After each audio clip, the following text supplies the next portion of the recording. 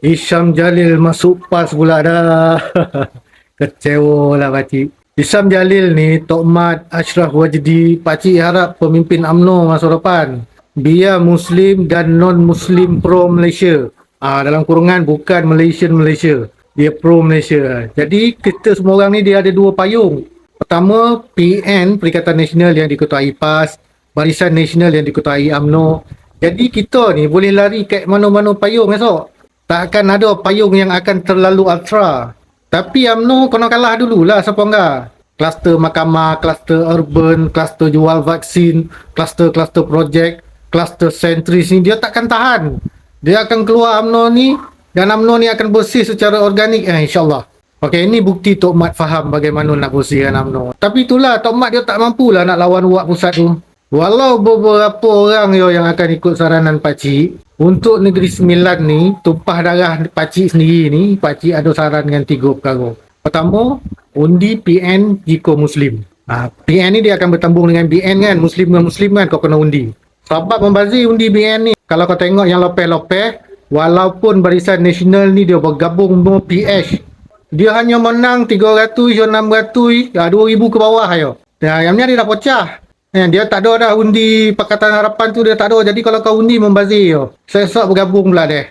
Jadi kod Perikatan Nasional bertambung dengan Barisan Nasional, kau kena undi Perikatan Nasional dalam kurungan jikalau Muslim. Yang kedua, undi Tok Mat. Ni jangan pecah undi. Harap PAS yang dia kawal PN ni, dia kawal Perikatan Nasional ni, dia tak benarkan Perikatan Nasional ni letak calon dekat rantau. Kayak pasal Tok Mat ni lah.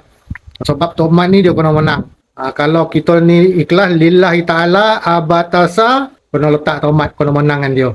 Kau kena ingat PAS ni kena ingat, dia ni tidak mengejar kemenangan seperti mana yang liberal faham.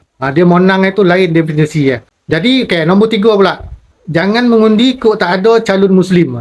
Kalau tempat kau tak ada calon Muslim, kita pergi kepada hukum asal, undi pilih pemimpin ni adalah haram. Untuk nombor 3 ni, siapa-siapa yang ada kat tempat tu, kau tukarlah tempat mengundi atau bantu calon PN, calon Perikatan Nasional kat tempat lain tu. Bila time mengundi tu, kau jangan mengundi. Okay, kepada non-Muslim yang menonton video pakcik ni, kalau kau nak faham, kau kena cari video yang ni. Okay, fik dalam mengundi pilih pemimpin. Muslim ni dia masuk tandas pun dia ada rukun Ini kan pula nak mengundi pemimpin dia. Jadi kau jangan kecil hati. Lepas selesai ekstremis harbi ni, kami ni Muslim ni dia akan pergi ke titik undi non-Muslim yang adil lebih baik daripada undi Muslim korup. Tapi sekarang ni dah tak dapat lagi keadaan ni.